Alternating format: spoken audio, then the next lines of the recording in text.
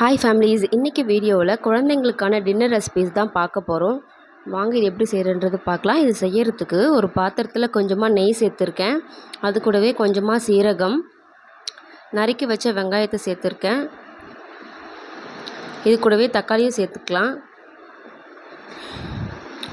குழந்தைங்களுக்கு நம்ம கம்மியான குவான்டிட்டியில் செய்யும்போது நீங்கள் கொஞ்சம் அடி பிடிக்கிற மாதிரியே தான் இருக்கும் பாத்திரம். அதனால் கிண்டி விட்டுகிட்டே தான் இருக்கணும். நெய் வேறு சேர்த்துருக்கோம் இல்லையா, ஆயில்ன்ற போது இதுவாக இருக்காது. நெய்ன்னு சேர்க்கும் போது கொஞ்சம் அடி பிடிக்கிற மாதிரியே இருக்கும். அது கூடவே ஒரு பல் பூண்டு, கொஞ்சமாக பச்சை பட்டாணி, கேரட், பீன்ஸ், உருளைக்கிழங்கு சேர்த்துருக்கேன்.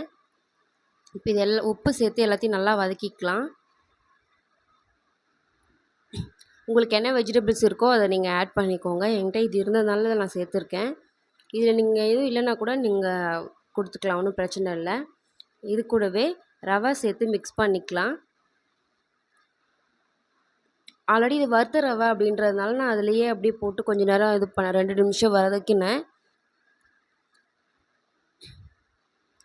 தேவையான அளவு தண்ணி விட்டுட்டு கொதி வந்ததுக்கப்புறமா இது நம்ம விசில் வச்சிடலாம்.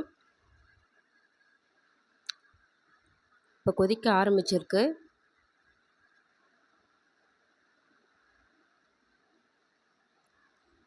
இப்போ இது விசில் வைக்கிறதுக்கு மூடி வச்சிடலாம்.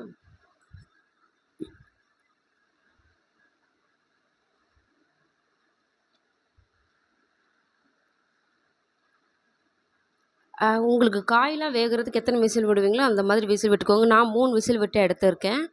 விசில் விட்டு எடுத்ததுக்கப்புறமா இது ரெடி ஆகிடும். உங்களில் யாருக்காவது ப்ரீடம் பேபி இருக்காங்கன்னா அவங்களுக்கும் இந்த வீடியோ ஷேர் பண்ணுங்கள். என்னோடய பேபி ப்ரீடம் பேபி தான். அவளுக்கும் நான் இந்த ஃபுட்டு தான் கொடுக்குறேன். உங்களுக்கு ப்ரீடம் பேபி இருக்கிறவங்களுக்கு என்ன ஃபுட் கொடுக்குறதுன்னு தெரியாதமாக இருக்கவங்களுக்கு இந்த வீடியோவை கண்டிப்பாக ஷேர் பண்ணுங்கள். ஏதாவது ப்ரீடம் பேபிக்கு வெயிட் கெயின் ஃபுட்டு டவுட் இருந்ததுன்னா எனக்கு மறக்காமல் எனக்கு கமெண்ட் பண்ணி கேளுங்க. நான் உங்களுக்கு மெசேஜ் பண்ணுறேன். நீங்கள் நம்ம சேனல் சப்ஸ்கிரைப் பண்ணாமல் தான் சப்ஸ்கிரைப் பண்ணிக்கோங்க. பாய்.